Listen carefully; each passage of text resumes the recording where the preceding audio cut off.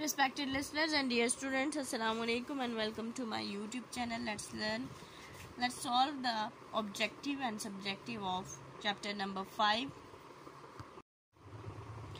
Chapter number 5 है the land and agriculture in Pakistan and South Asia.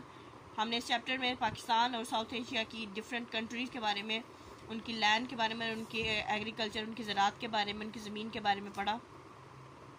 Objective section में हमारे पास की words हैं. फर्स्ट वर्ड है डेंस, इसका मीनिंग है thick.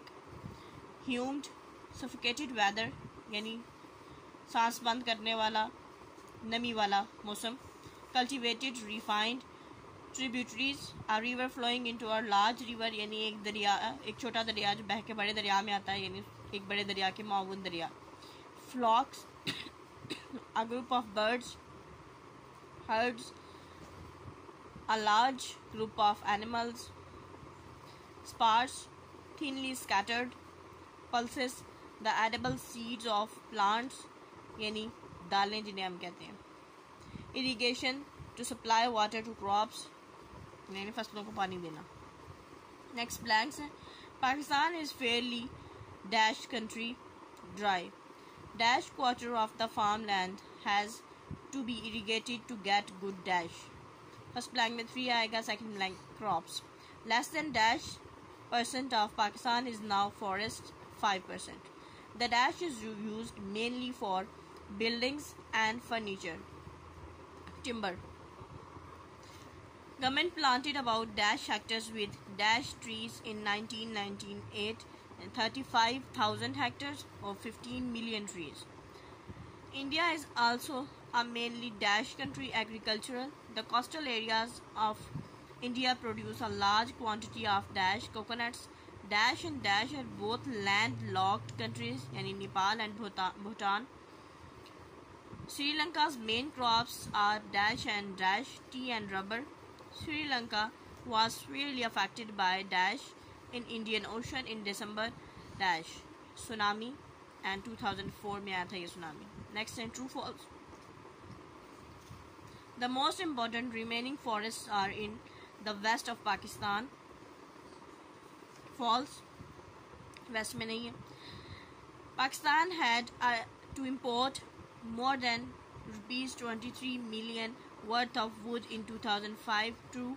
Desert and mountains form about 42% of the total land area of Pakistan. True है ये.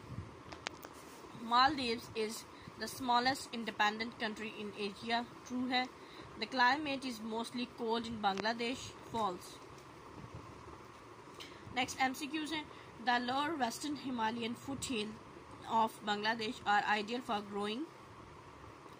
इसमें T option correct है. Farmland for growing crops forms about dash of Pakistan. इसमें 37%. The coastal areas of India produce a large quantity of dash, ये coconuts हैं.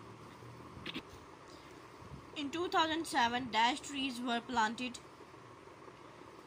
95 million young trees जो से plant किए गए थे. Trees are vital for the dash soil. Next answer questions है. Objective section इतने था. Next subjective section है. Question number 1 है. People who use wood for construction and fuel cut down trees without much thought. How does this affect forest? यानी वो लोग जो कोई बिल्डिंग वगैरह बनाने के लिए या जलाने के लिए लकड़ियों को काट देते हैं बगैर सोचे समझे, ये किस तरह से जंगलात को अफेक्ट करती हैं, जंगलात पे किस तरह से असरअंदाज होती है. आंसर है जी due to the cutting down of trees for fuel and construction. The forests of Pakistan have shrunk in size only 5.2%. यानी ये कटिंग की वजह से दरख्तों को, यानी ये जो जलाए जाने के लिए या बिल्डिंग्स बनाने के लिए जो कटिंग की जाती है, काटा जाता है दरख्तों को, इससे पाकिस्तान के जो जंगलात हैं वो साइज़ में छोटे हो गए हैं और सिर्फ 5.2% रह गए हैं. The soil is damaged and washed away by rains and floods. जो मिट्टी है वो बहुत नुकसान होता है, मिट्टी को नाकिस भी हो चुकी है और सारी मिट्टी बह जाती है बारिशों से. Trees if planted to replace those which are cut down take many years to grow and mature. वो दरख्त जो अगर दरख्त भी लगाए जाएं, उन दरख्तों की जगह जो काट दिए गए हैं फिर भी बहुत साल लेते हैं वो दरख्त बड़े होने में और बढ़ने में और मैच्योर होने में, यानी एक फलदार दरख्त बनने के लिए. सेकंड क्वेश्चन है, why is firewood needed in some parts of Pakistan? What is government trying to do to solve this problem? यानी जलाने के लिए जो लकड़ी है वो पाकिस्तान के कुछ हिस्सों में क्यों ज़रूरी होती है, क्यों चाहिए होती है, और हुकूमत इसके लिए इस मसले को हल करने के लिए क्या कर रही है. Firewood is vital in many rural areas for fuel, for cooking and heating.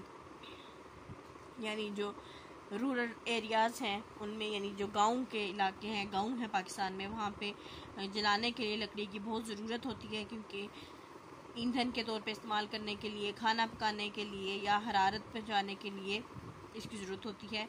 Because there is no electricity, क्योंकि वहाँ पे बिजली नहीं होती और गैस अवेलेबल और गैस भी वहाँ पे नहीं होती. Firewood has no cost. जलाने के लिए जो लकड़ी लाई जाती है उसकी कोई कीमत नहीं होती, यानी वो फ्री में मिलती है. It just has to be cut और कलेक्टेड. इसको बस काटो और इकट्ठा कर लो.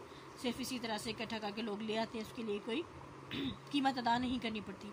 The government is trying to solve this problem through electricity, provision of gas pipelines, education and creating awareness about the importance of forest.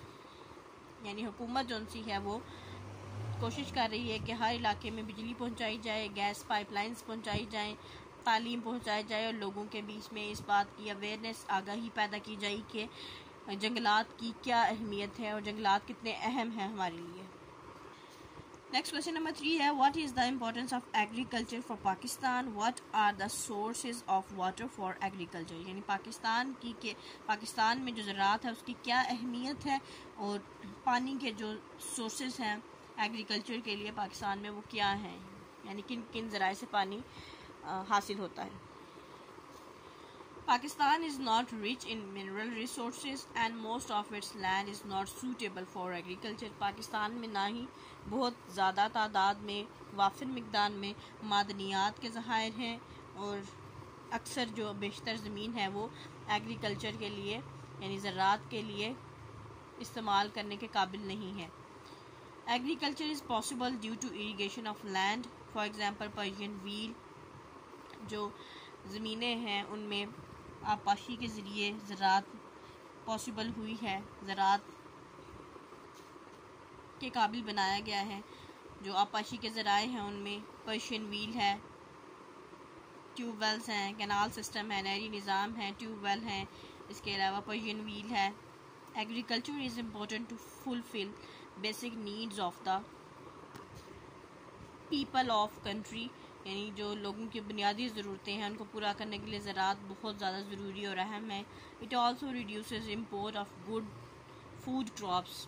यानी ये जो दूसरे मुल्कों से खाने के लिए जो फसलें लाई, यानी वो फसलें जो खाने के लिए इस्तेमाल होती हैं उनको दूसरे मुल्कों से ख़रीदने को भी कमी लाती है. क्वेश्चन नंबर 4 है. नेक्स्ट क्वेश्चन नंबर 4 है, find out the names of the major rivers in India and Bangladesh. Look up their sources in your atlas. Second part है इसका, from your atlas look up the name and height of the highest peak in Sri Lanka.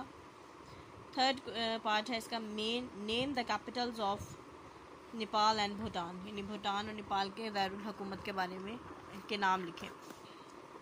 तो India के major rivers हैं और sources हैं. River है गैंगेस, northern Himalaya की तरफ से आता है. यमुना है नॉर्दर्न हिमालय से. नर्मदा है अमरकांतक से.